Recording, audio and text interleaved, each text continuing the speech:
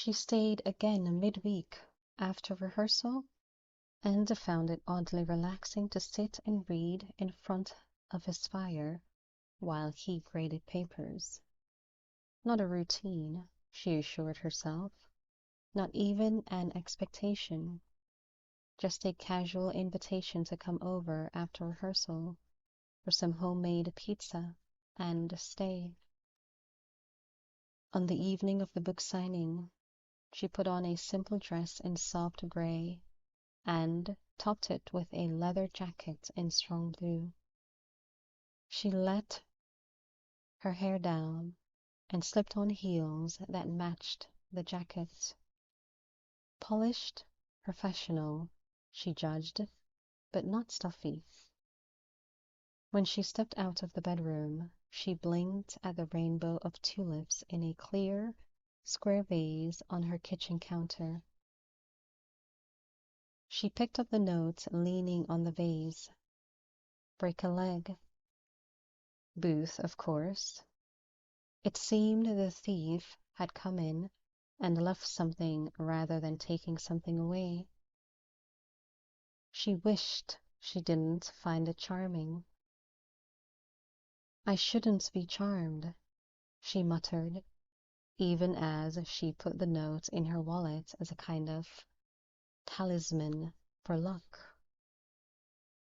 When she got to town, she went in the back entrance of the bookstore as instructed. She found Caroline vibrating with excitement and a counter stacked with her books. I should have asked you to come an hour earlier instead of 30 minutes. We've been talking online and pre-orders all day. People are already lining up. And, would you believe it, there's a TV crew from DC out there. I did a quick interview, and they're talking to some customers. Of course, they want to talk to you.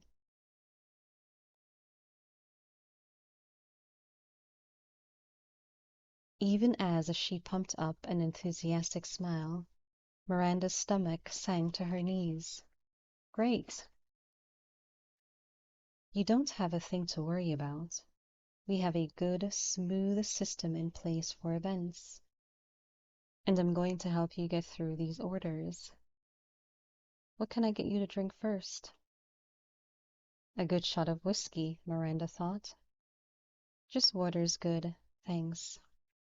Got you covered, Caroline sang.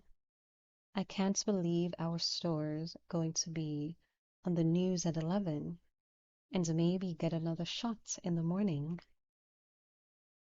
Miranda kept that smile in place as Caroline handed her the water and said, Yippee! Andy had billed her as almost local with her connection to Seska, and it worked, as did his extensive social media marketing. When she stepped out into the event area, she saw an impressive sea of faces, including Booths, who stood with Seska and Lorna. The Q&A part of an event never troubled her. She knew how to answer questions and did her best to keep that hat on when she did the mercifully brief interview with a DC reporter. If she noticed Booth avoid any pan of the camera, she doubted anyone else did. He proved as smooth there as a stipper did with their event system. She sat at the table, signed books, took pictures with customers, chatted, and eventually the buzzing in her ears subsided until she felt almost normal. When Seska stepped up, Miranda shook her head. You already have the book signed. And you'll see this isn't for me, but a friend of mine. Rhonda's always bragging about her daughter, the doctor, her son, the lawyer. Let's see her top this. Oh, I'm so proud of you. And then she motioned to Booth. Please take a picture of me with my famous goddaughter.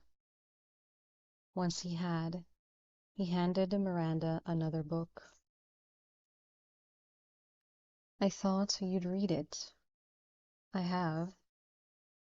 This one can go in my collection of signed books. You did a solid Q&A. Always the easiest part for me. I'm glad I got to see it. I have to take off. I've got tech tonight. Probably won't get home until about 9. She understood the question in the statement. I'm having a post-evening thing with the book club. I think I'll get home about the same time. Have fun. She did, and a surprising amount of it. And still, normally she'd have gone straight home, changed into sweatpants or pajamas, then flopped down for at least an hour to stare silently at the ceiling. Instead, she drove to Booth's. Good timing, he said when she knocked. I got home about 5 minutes ago. He pulled her into his arms. The kiss did a lot more for her equilibrium than staring silently at the ceiling. I've got champagne. So did Seska, but I kept that to 1 glass. Now you can have 2. He drew her back. You looked, and a look, amazing. Not stuffy was the goal.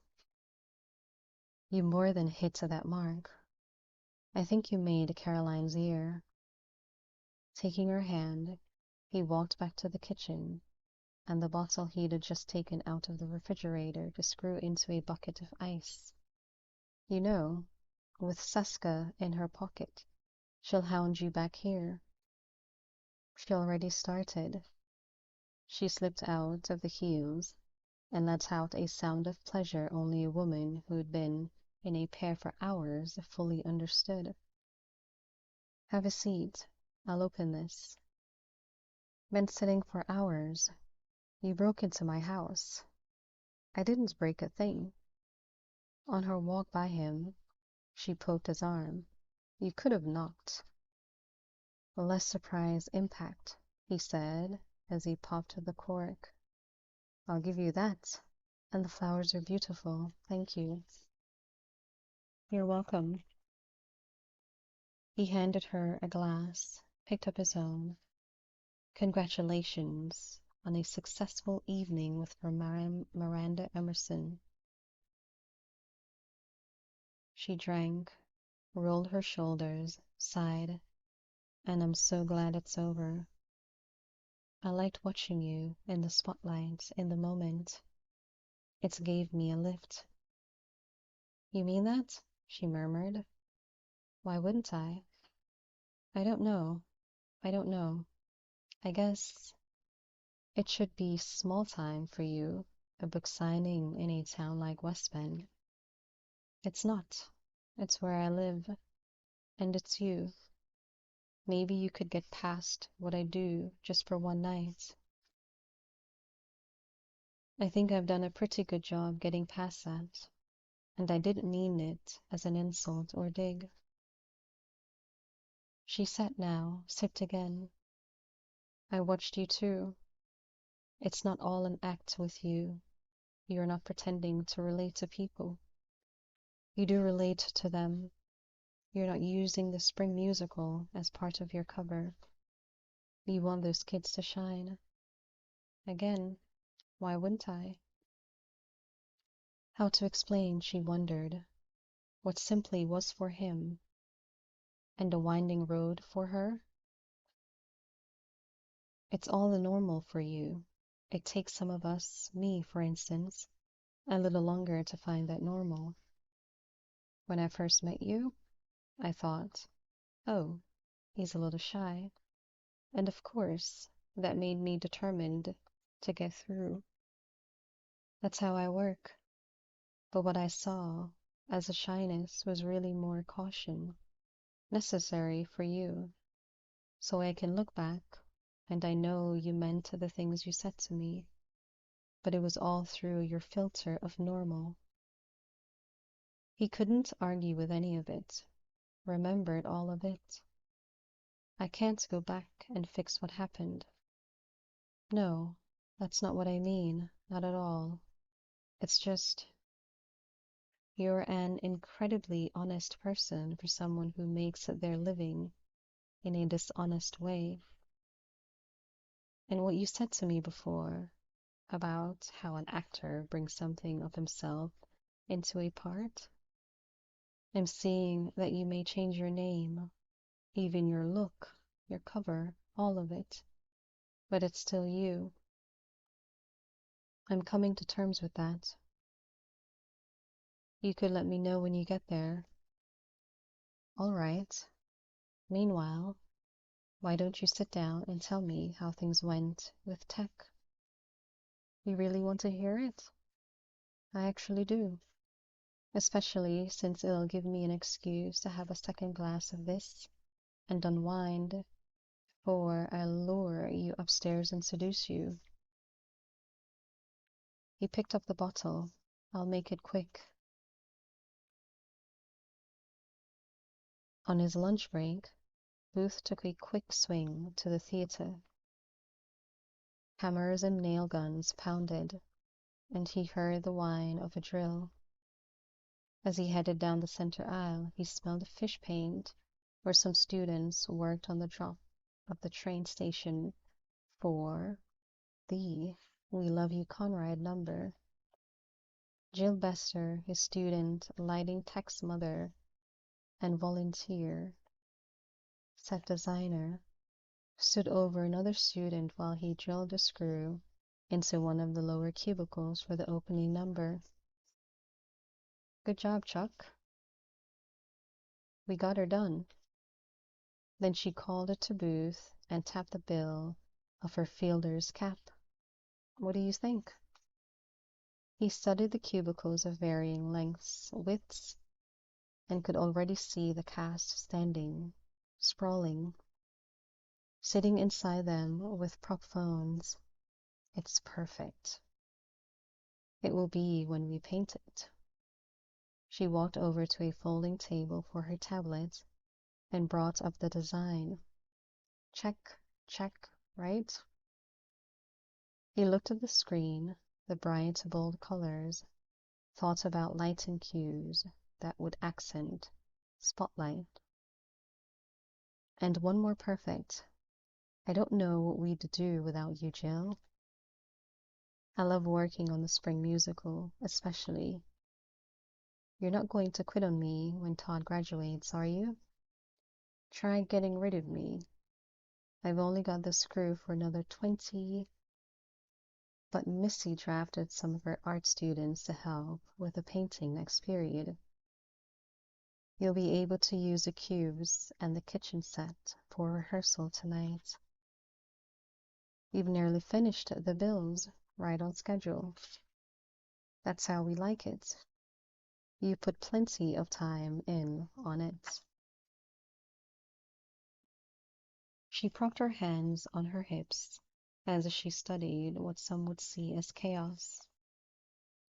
The drops should be done by the end of the week, and we thank you for not putting time in there.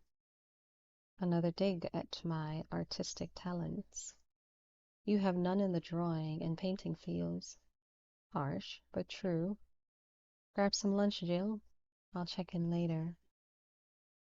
He snagged a Coke and an apple from the teacher's lounge, did a spot check on wardrobe, then set up for his next class. The upcoming weeks would run on the same frantic schedule, and he was fine with that. He thought about when that schedule would loosen up again and wondered how Miranda felt about hiking, kayaking. He'd never had time to find out. Should they be dating? Dinner out, a movie, a drive to DC for a concert? How could he be so in love with her and not have figured the simple things out? They'd talk about it, he decided, as the last bell rang, and kids made their noise dash for the door. Except for Louis, who always seemed to have a question after last bell. Hey, Mr. Booth. What's up, Louis? It only took about 10 minutes to address Louis's anxiety over the upcoming test on Julius Caesar. A transfer student from Pennsylvania and a freshman, Louis had yet to find his circle, his comfort zone, or his feet. You know, Louis, I could really use another stagehand. Oh, I don't know anything about that stuff. We can show you the ropes. And there was nothing in Booth's judgment that helped open up a shy, anxious kid like theater, on or backstage. Why don't you check with your parents? See if it's okay for you to watch rehearsal. Louis' caution and anxiety leaked through like water through a crack in a glass. Just watch? If you want. We start at 4. I'm actually heading there now. Booth rose, packed his briefcase. You can walk down with me. You don't take the bus, right? You walk to school. And both parents worked, Booth recalled. No sibs. Yeah, it's only a couple blocks. Booth started out so the boy would fall into step with him. We're still working on the sets, but most of the bills are done, and we've got the props situated. Are all the stagehands kids? That's right. The stagehands, the techs, the property master, stage manager, the actors. Students build and paint the sets too. How do they know how to do that? Worry, worry, trickle, trickle. We teach them. Some learn from a parent, but we teach and supervise. Some students littered in the hallways, flirting by lockers or texting somebody they'd seen 2 minutes before, but the school already had that hollow feel of a building that had done the bulk of its job for the day. He turned into the theater. Deserted now before the cast and crew began to come in. Booth saw Jill had finished the cubes and left them standing center stage, bright, bold. Booth hit the house lights. The kids built that with Mrs. Bester, the mom of one of the students, showing them. What's it for? Hang out and see. Call your mom. I can just text her. Do that then. Okay, but what does a stagehand do? Some set pieces like that are on casters. They lock, so they don't go rolling around. Stagehands come on between scenes. They'd roll that away and put the next set on its marks. What marks? Booth gestured, started down the center aisle. Text your mom. Gotcha. Booth thought as Louis peppered him with questions, texting as he walked. By 4:15, Booth had wrangled the cast members and the scene into the cubicle. Jolie, lean back against the wall, stage right. Give me a leg extension and prop your foot on the opposite wall. Yeah, that's it. Phone in your other hand. Don't block your face. He directed other students and then stepped back. What do you think, Louis? He asked a boy in the front row. It looks really good. I think so too. Curtain goes up. Hold positions. Hold for applause. Hold them until the music cue and the first ring. He cued the music and watched it run through. It gave him a lift, a solid, good lift. He called out a few new directions over the voices, nodded as the kids made the most of their spaces.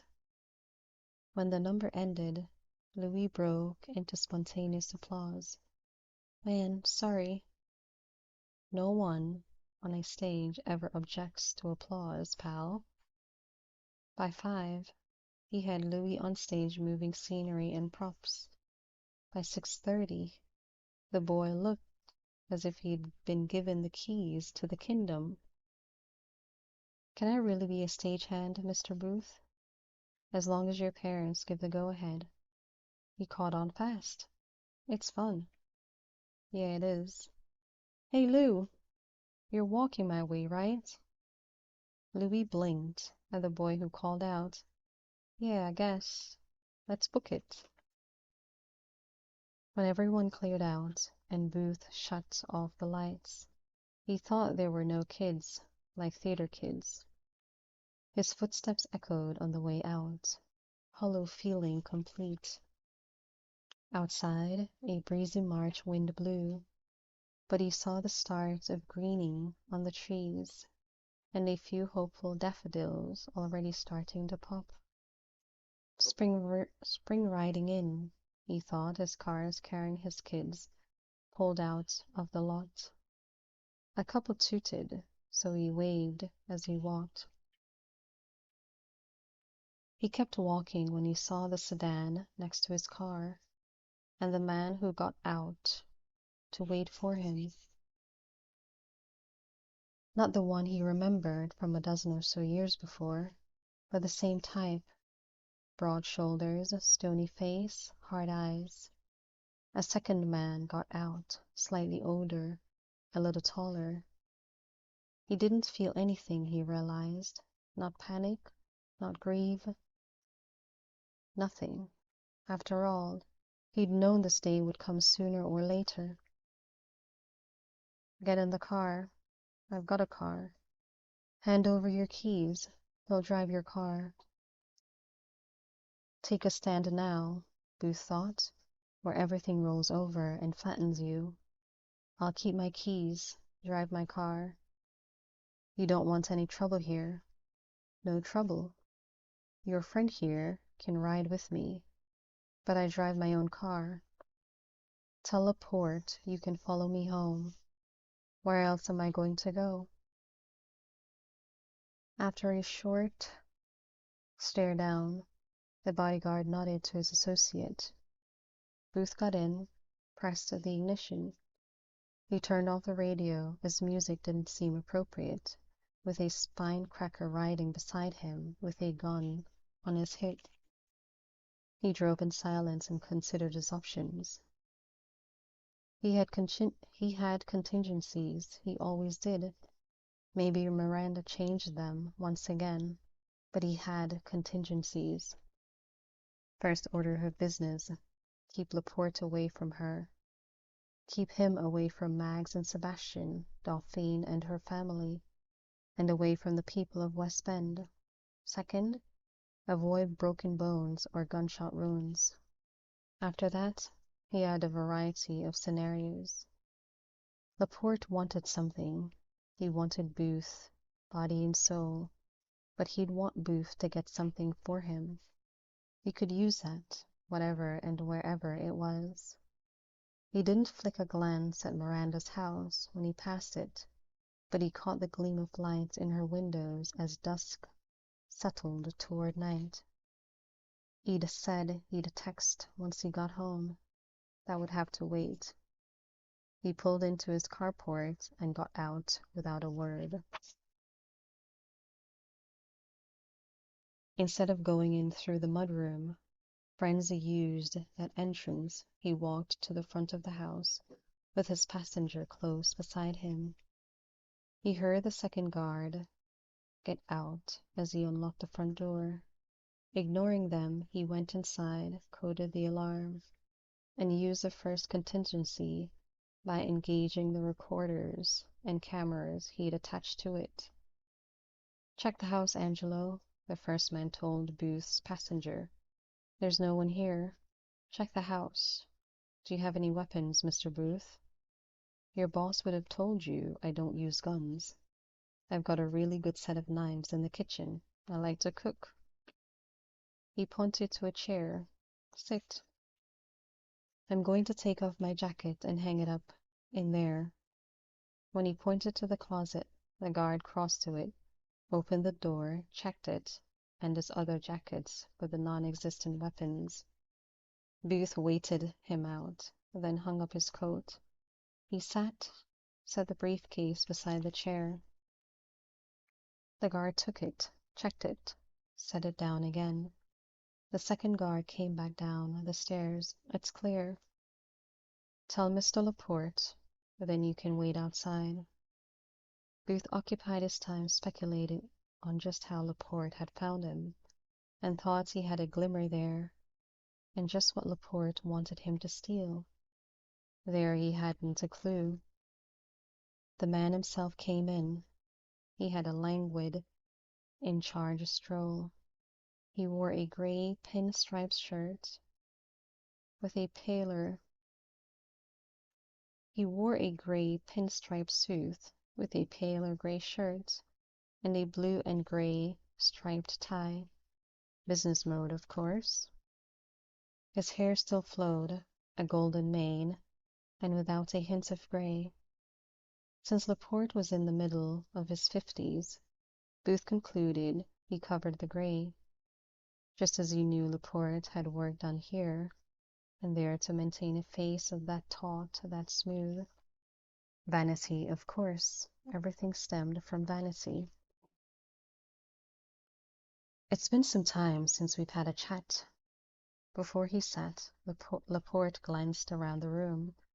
A bit rustic, I'd think, for a man with your vast experiences. It does the job for now. Yes, for now is part and parcel, isn't it? You live a normal life.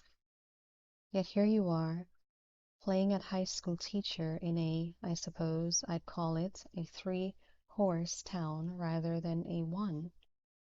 You must be unspeakably bored. Not yet. I've enjoyed the break. What do you want me to steal? Oh, we'll get to that. I left you alone through your adventures in Europe, and through your odd choice of this place, this life for the last few years. I could have, of course, visited you at any time, but I'm a patient man. Lies, Booth realized. He left out South America, Australia, New Zealand, New York, and elsewhere. He hadn't known until now, and the lies, vanity, added power to Booth's side of the scale. And, Laporte went on, I realized you'd do better for me with more seasoning. Now you've had that time, we can discuss what's next. I have no interest in working for you. Supremely confident, Laporte waved a hand. Your interest doesn't concern me, but I imagine your aunt continues to concern you, and Sebastian, perhaps, though you elect not to spend time with them. Do I bear responsibility for that? Some bait on the water, but Booth didn't nibble. I've been busy. And so often happens with family, with friends. I hear you're very involved with your students, educating young minds, all so young, so fresh, with so much ahead of them. Really? Booth let out a short laugh. That was all discussed. Threatening kids now? Accidents happen, even in a quiet sort of town, don't they? I'd say that's beneath even you, but I see it's not. I could move straight to the woman. What a treat it must be to have your long-ago love back in your life. He'd been ready for this, and met Laporte's gleaming eyes levelly. Not really, no. What we want at 20 changes. But she recognized me. I didn't know about her damn godmother. Booth shrugged it off. But I know how to stir embers when needed, and turn them to my advantage. She's susceptible to a sad story and a good roll in the sheets. Booth caught the flicker of interests and suspicion. She doesn't know what you are. What do you take me for? She'd hardly keep her mouth shut if she did. My aunt, you see, had an unfortunate drug addiction that led to trouble with the police. I had to help her, had to try. Things didn't go well, and so on. I finally changed my name, finished my education, and was much too ashamed to contact Miranda again. And your aunt? Well, she's dead. Tragic overdose. For the purposes of this play, my college flame walks back into my life, and those old feelings bloom again. For a clever woman, and she's clever enough, she's an easy mark. With the faintest sneer, Booth shrugged. Most are, if you know how to find the soft spots. I'd be sorry to see her hurt. I don't like violence, it's messy. But she's just another woman, another mark. You may have had a part in curing me of making attachments, but cured I am. Laporte steepled his hands. The interest on his face now didn't strike Booth as entirely pleasant, more that of someone eyeing a strange smear under a microscope. But you didn't finish your education. No degree for you, certainly no certification. All lies, all fake. Your superior at the school, the community, the parents, the authorities would find that revelatory, I'd think. Should I send word their way? No doubt about it, but you're not going to do that, aren't I? You want something, and this cover works for that as much as it does for me. Blow it for me, and the cops come sniffing. At ease, the thief stretched out his legs. You want me, Laporte, because I make sure they don't come sniffing. I've made sure of it since I was 9. You have others you can call on and have to acquire things you want. None of them can say the same. Relaxed, faintly amused, Booth sat back. You can set the cops on me, and they can, if they catch me, put me in prison. That won't get you what you're here for. So let's cut the bullshit. Tell me what you want me to steal.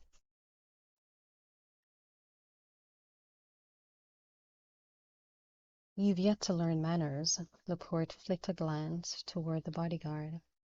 Be careful. Booth spoke very quietly and had Laporte holding up a finger. You've got a new guard dog, and you can tell him to smack me around like the other, but that won't incentivize me to get you what you want. You need me incentivized. You have nothing to pressure me with now. Booth leaned forward, eyes hard and cold. I made sure of it. You want incentive? $3 million. That's what I'll pay you. Booth sat back, crossed his ankles. That's not the staggering amount to me it was when I was 20.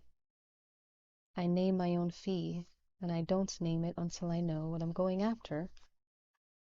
I'd like a brandy. I'd like a pair of hot blondes waiting upstairs for me. Tell me what the hell I'm going after, and you've got a better chance of getting what you want tonight than I do. The Red Goddess. At the name, Booth's mask of bored derision slipped. Seeing the stunned reaction, Laporte smiled. Now, I'd like that brandy. Most believe the Red Goddess is a myth. Most are idiots.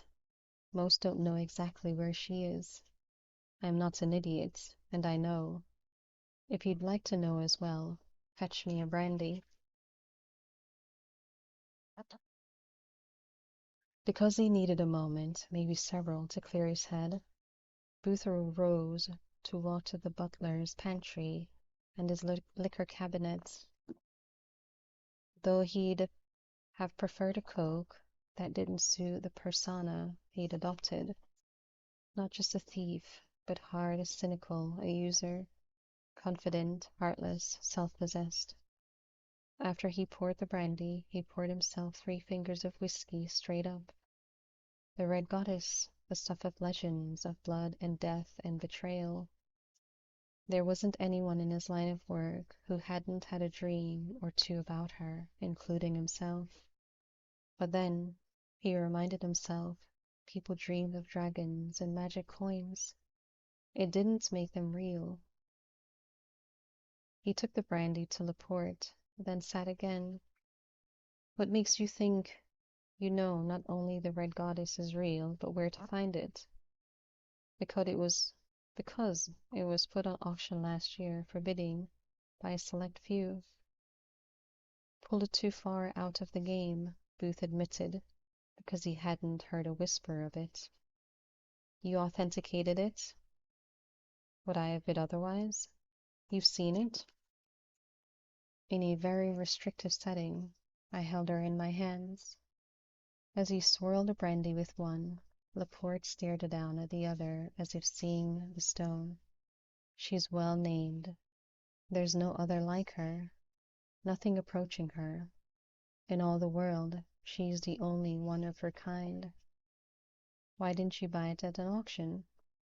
Temper flared briefly before Laporte sipped his brandy. The final bid was 3 million a carat, and she, the largest raw red diamond ever mined, half again the weight of the massif, 19.8 carats, pure red, absolutely pure, without a hint of brown or green or blue. He sipped again. Why would I pay 60 million when I could pay you 3 to acquire it? You won't get it for 3. Booth dismissed the offer with a slow roll of his shoulders. 5 maybe, depending. Who bought it? Where is it? You might think to take it for yourself, to vanish with it. I'd think carefully. I'll kill you in the most painful of ways if you don't deliver the Red Goddess into my hands. Ice cold, Booth stared him down. If I take a job, I deliver. It's annoying enough to have you show up at my door when you please and threaten me. I sure as hell don't want that stone weighing me down. I'd never be able to sell it, too much risk. If I take the job, you're the client. That's how I work, and you know it. I wouldn't have lasted this long otherwise. But I'm not taking a job without the particulars. In the silence, Booth sipped whiskey and waited. He felt the subtle power shift when Laporte broke first. She's in Georgetown, Washington, D.C. I think of that as fate, as it makes it convenient for you. Alan C. Mountjoy acquired it. It would have been a blind auction, Booth commented. No one knowing the identity of the other bidders or the top bidder. Of course, but there are ways. In the same flat tone, Booth asked, Who'd you kill? I don't kill. The man who possessed the goddess murdered his own father for it. Arranging an accident seems like a kind of justice, and his death helped the one who ran the auction see the wisdom in cooperating with my very simple request. What happened to him? He appears to have gone missing. Another sip of brandy. People do, all the time. You won't go missing if you try to refuse a job now that you have this information. But Edward here will beat you to death, and he and Angela will stage a break-in, a tragedy along the river. I'm not about to refuse. Why would I refuse the opportunity to steal a legend? But the fee's 5 million. Don't nickel and dime me, Laporte. I may need to hire some help for this, half up front. 1 million up front. No. He had to set the terms and the tones. Half. I am the best there is. I am the goddamn goat, or you wouldn't be here. Half up front, half on delivery.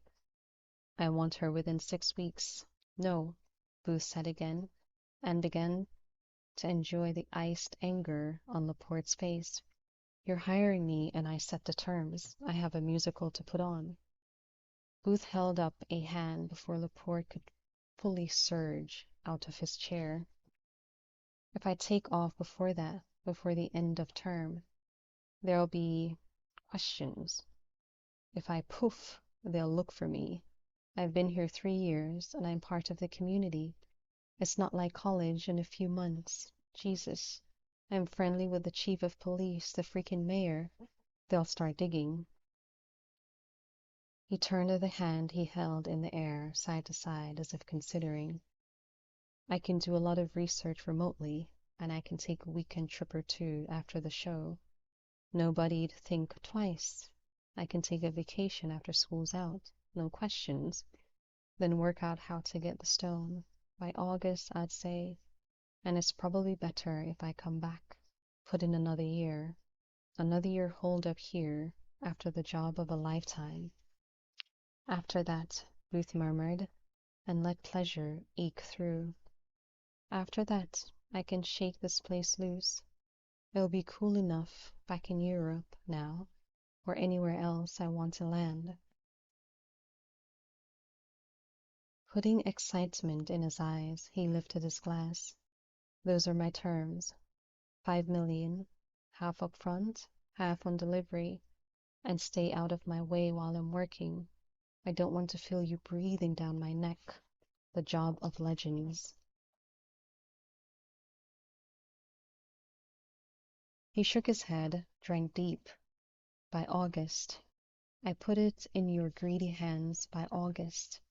This isn't the beginning of a beautiful friendship, Laporte, but it's a very lucrative contract on both sides. Now finish your brandy and hit the road. I've got a lot of work to do. Do you think your arrogance and rudeness are somehow charming? I think you mistake confidence, and since you hijacked me at my current place of employment, have threatened to maim and or kill me, I don't give a rat's ass if you consider me rude. Booth waited to see if he'd gone too far, if the stone-faced Edward would knock the arrogance out of him, but Laporte set the glass aside. I'll leave you a way to contact me. Really? Gesturing with his glass, Booth pushed a bit more. You expect me to steal the Red Goddess, but you don't think I can get your personal cell phone number? I'll let you know where to write the upfront. Don't come back here. Somebody sees you, questions, somebody recognized you, deals off. Let me get to work. As Laporte walked to the door, his bodyguard opened it. If you fail and run, I'll find you, and I won't be so patient or accommodating. Booth waited until he heard the car pull out, saw the sweep of headlights before he went upstairs, changed into a black long-sleeved tee, black jeans, black high tops, just in case. If Laporte had someone watching his house for his initial reaction, his first moves, they'd see nothing. He switched on the lights in the house, in his office, drew down the shades. The light would show against the window, but nobody would see it. He checked the recording on his laptop, then did a search, and confirmed his suspicions. He slipped out the back like a shadow, and was in the trees within seconds. He knew the way, had hiked these woods countless times over the last 3 years. The thin moonlight didn't provide much, but he didn't need it. He had gotta-run routes mapped out in his head. Maybe he'd relaxed enough, too much, he admitted, to believe he'd ever need to use one, but the route he wanted now came clear. That thin moonlight silvered the near shadows, while the deeper ones held midnight dark. An owl hooted its curious two-note call, and something splashed into the river to his left. He jumped over a long, thick branch that must have come down in the buffering March winds, and kept his ears attuned for the sounds of a car on the road, any rustle that said human rather than animal. Her lights gleamed, spots of lights in the dark. At the edge of the woods he paused, scanned toward the road, then back. He could see her clearly through a kitchen window, her hair braided and falling over the back of a baggy gray sweatshirt. He waited a full 2 minutes, but not a single car passed. Still, he did a wide circle of her house, looking for signs anyone watched before he went to the back door. She had music on, loud, and he saw her pull a bag of popcorn out of the microwave. Rather than knock, he tried the door. He found it unlocked, shook his head, then stepped in. Miranda. She didn't scream, only made a strangled sound as she spun around. The bag of popcorn shot straight up in the air. He caught it, set it on the counter, closed and locked the door behind him. Booth, what the hell? You scared the crap out of me. We need to talk right now. He pulled at the kitchen blinds. Get the living room. What? The blinds, Miranda. Just go close the blinds. I don't think he's got anybody watching your place, but close them. Who? And what? Laporte. If you close those damn blinds, I'll explain. Just go close them casually, like you're setting in for the night. She'd never seen him like this, cool, dangerous, impatient, and her heart wouldn't stop drumming. If you're trying to scare me, you're doing a good job. Good. And make sure your front door is closed. She crossed into the living room, drew down the wooden slats. When she went to the door, and he heard the lock click, he stepped out. I'll lecture you about an unsecured house later. You should sit down. I'm not sitting down until you tell me what the hell's going on. What about Laporte? He found me. He and a couple of his goons were waiting outside the school when I came out from rehearsal. Booth. Irritation shifted hard to concern. Did they hurt you? No. That's never going to be his first move. He starts with intimidation, threats, demands. He wants you to think he's got all the power, holds all the cards. But he made a mistake. Booth paced now that finding her safe diffused the low-grade anxiety. He'd deal with his anger later. Now was the time to look at the whole, see the steps, work out the plan. He lied. He lied right off, telling me he'd known I was here all the time. That's ego, vanity, the power play, and a mistake. How do you know it's a lie? If he'd known, he wouldn't have waited. The TV crew at the bookstore. They took a shot of the West Bend students' recommend wall, and Caroline mentioned me by name. He'd have feelers out, or maybe he has someone running a program. Sebastian Booth, with those names, and you. Put it together, he'd dig deeper.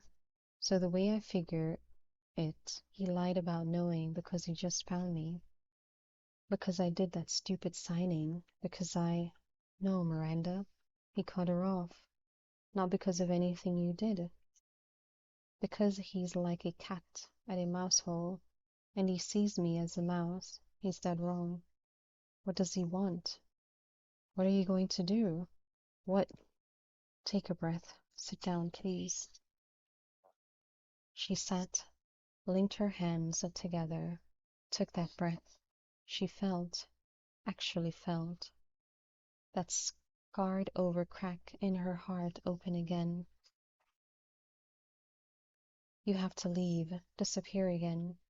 You wanted to tell me first this time. I'm not going anywhere. I have a spring musical to put on, and finals coming up right after. I don't understand. I ran before because I didn't know what else to do. He had all the power, and I was afraid of him. For Mags, for you, for myself. He's repeating the pattern, almost straight down the line, but he's not dealing with the same person this time, and he lied. Booth smiled a little because he understood all the fear he'd lived with had vanished like smoke. He lied so I'd be crushed under the weight of believing he could reel me in any time, but he can't, and I am a better liar. Booth sat now on the coffee table facing her, and this time I'm going to tell you everything. He doesn't know Mags, and I are still tight. As far as he knows, I haven't seen her in years, and I play that up. She's really nothing to me, neither are you. My bad luck. You came to the area, worse luck you saw me, recognized me, but I played on old feelings, spun you a sad story. I've got a recording of the whole thing so you can hear it for yourself. A recording? A remote switch on my alarm system. The whole thing's on my laptop. But highlights. I told you Mags, my only family, got into trouble. Drug addiction, police desperation. I had to go deal with it. Ashamed, then in trouble, and so on. She died. Oh my God, Booth. You felt sorry for me about that. And bought I'd changed my name. Anyway, once I'd covered that ground, I played you into bed. Through the whirling in her head, one thing struck. You've made me out to be a spineless idiot.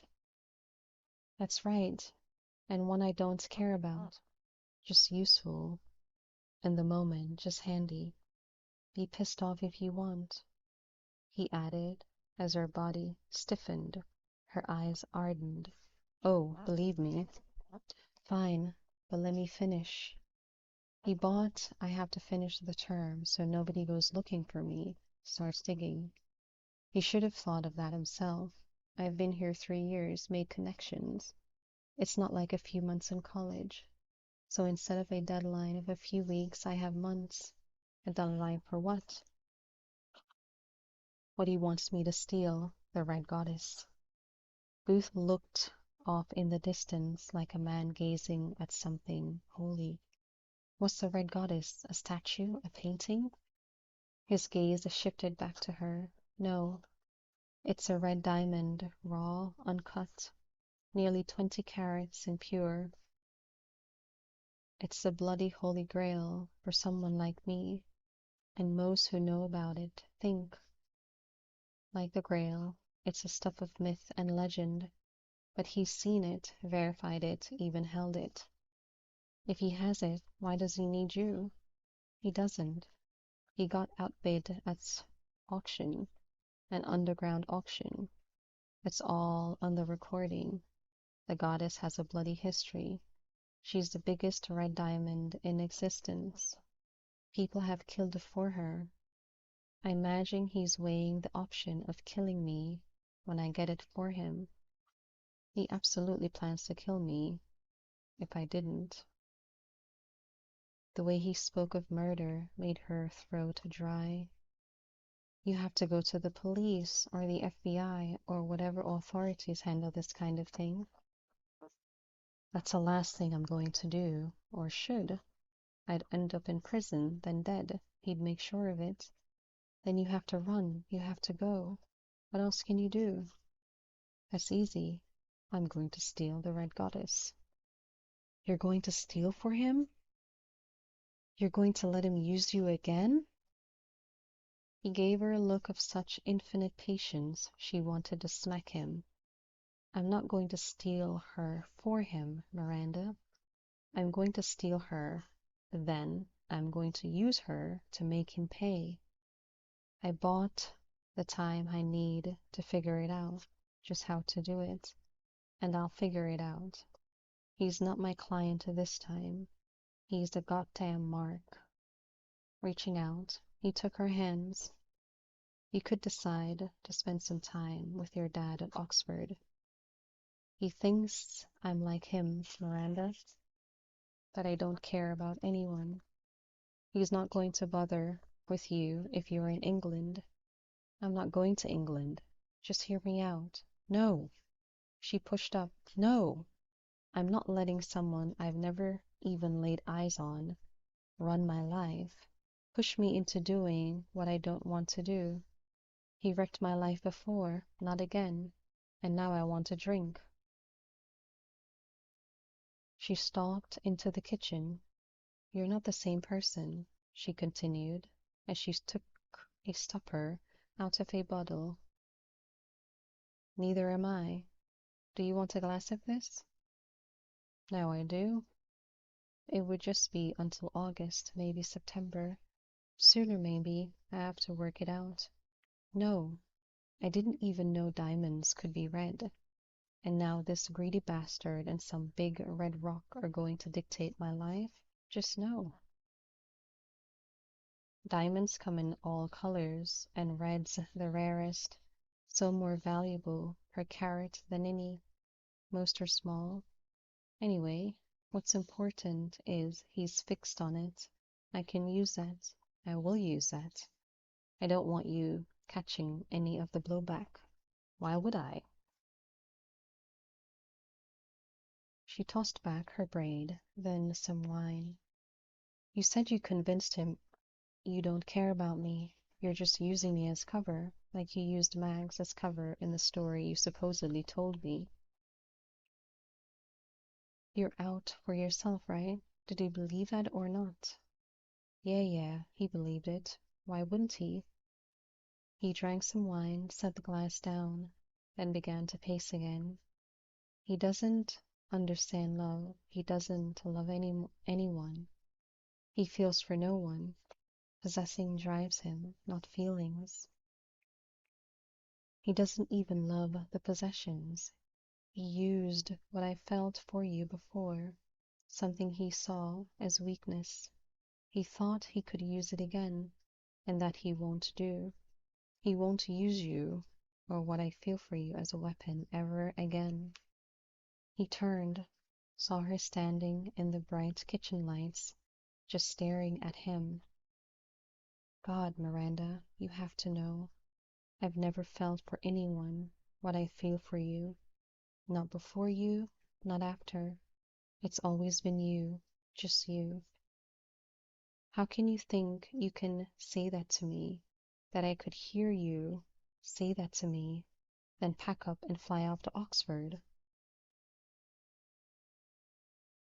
There's nothing I can offer you beyond what I feel. We both know that. Now, right now, I need to figure out how to solve this problem, because until I do, you're never going to be fully off Laporte's radar, neither is Mags.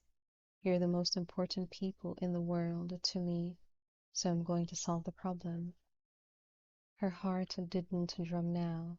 It beat hard, but it beat steady. The problem is a priority. It has to be. She considered her wine, then nodded. All right. How can I help solve the problem? I don't. You don't get to say you don't want me to help, don't need me to help, and you just want me bundled off a few thousand miles away like some helpless, useless, spineless damsel in a tower. She'd stalked up to him as she spoke, and accented her words by drilling a finger into his chest. I don't think you're helpless, useless, or spineless, and never have.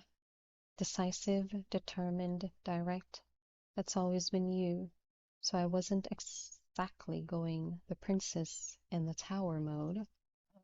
You also don't get to say, but Miranda, I'll be worried and distracted unless I know you're safe. He couldn't help himself. He reached out to run a hand down her braid. Maybe I was going toward that mode. My feelings count too. Plus, I have a brain, so you get one more chance. How can I help solve the problem? Just let me. He lowered his forehead to hers. Adjust. Make it snappy. The laugh dropped the tension out of his shoulders. Let's start here. Pack up what you need for now. Your house isn't secure. I can fix that if you want. But if you pack what you need and stay at my place for a while, it would help eliminate that worry and distraction and let me focus. And, he added before she could object, it might help for me to bounce some ideas off you. You know how to plot. That's better, and I can agree to that. I'll need a place to work. You can take the guest room for that, or if that doesn't work, I can move my school stuff upstairs and you can take my office. The guest room's fine. Give me 15 minutes. She started out, paused, and looked back at him with those sea witch eyes cool.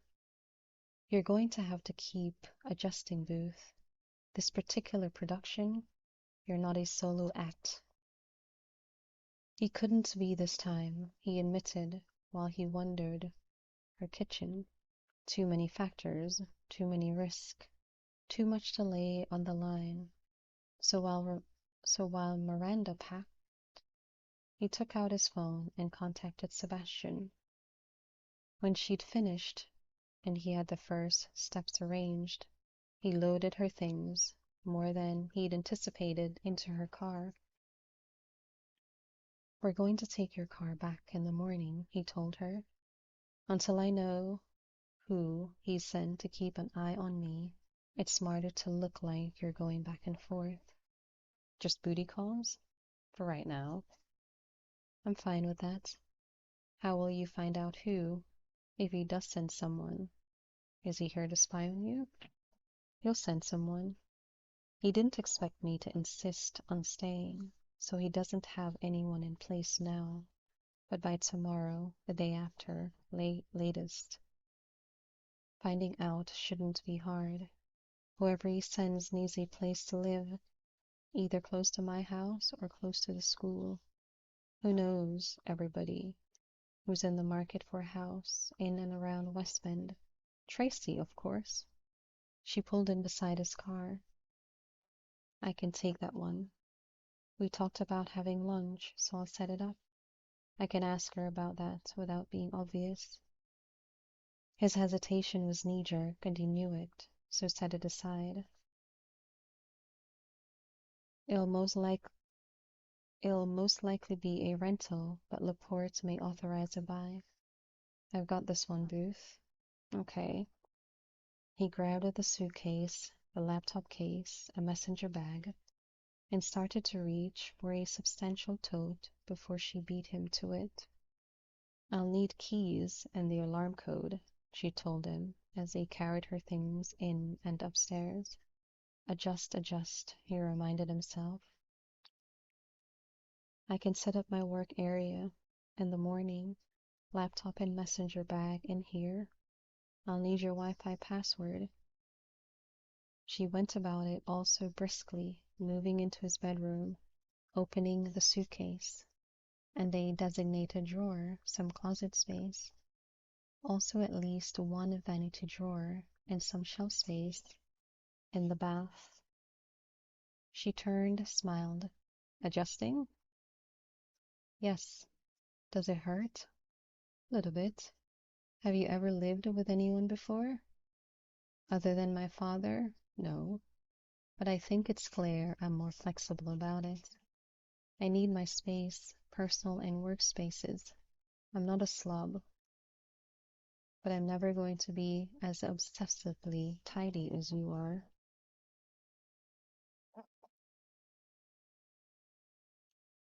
I wouldn't call it obsessively, because you're the one who's obsessed, she pointed out.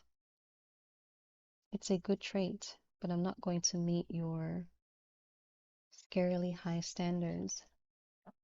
You'll adjust. and I'll do my best to be respectful.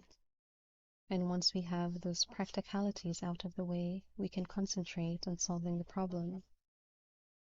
He opened a drawer, took out t-shirts, a lot of precisely folded t-shirts, transferred them to another drawer.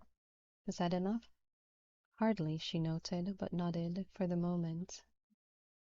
He went into the closet, shifted a few things, hesitated, then shifted a few more. There's already plenty of room in here, rods and hangers, shelves, and I'm only using 2 drawers in the bedroom vanity. It's got 6. Great. I'll use the other 4. If he wondered what she could possibly need with 4, he didn't ask. Do you need any help? No. Great. Good. I'm going to throw some food together. I haven't had dinner. Do you want something? I haven't had dinner either. You were making popcorn for dinner. Rather than gape, he just closed his eyes a moment. I can't even address that. I'm going to pretend you never said that. I'll be downstairs. Alone, Miranda filled the single drawer, made use of the hangers in the closet and the shelf space. As she unpacked her makeup, her skincare, her hair products, bath products, she laughed to herself. It was absolutely a terrible situation, a very real and dangerous situation. Yet she couldn't deny she would enjoy it. Already was enjoying it on many different levels. Oh, his face, she thought, as she looked at her own in his bathroom mirror. The stunned, blank look on it when she'd reeled off her needs for space in his space. So used to having it to himself, being on his own, running his own schedule. Now he had to make room, share his plans, his space, and, at least for now, his life. Things change, Booth, she murmured, and not just your name this time. She stepped out and glanced in the spare room, her temporary office, as she started downstairs. It made her grin, just grin, when she imagined how he'd adjust to the fact that her workspace would turn the room into chaos on his scale within 24 hours. So she'd shut the door, she thought, as she kept going. He had more important things to worry about, and now so did she. Whether he liked it or not, she was in this for the duration. Laporte had shattered her hopes, her young and lovely dreams once. They wouldn't let him do so again. And she approached the kitchen. She saw him working at the stove, a cloth tossed over one shoulder. Her heart sighed, just as it had at 20. It sighed, she thought, even though now she knew what he was. She'd deal with that, she promised herself. She'd deal with her feelings and any hopes and dreams that radiated from them. After they'd solved the problem, she stepped in. So, what's for dinner?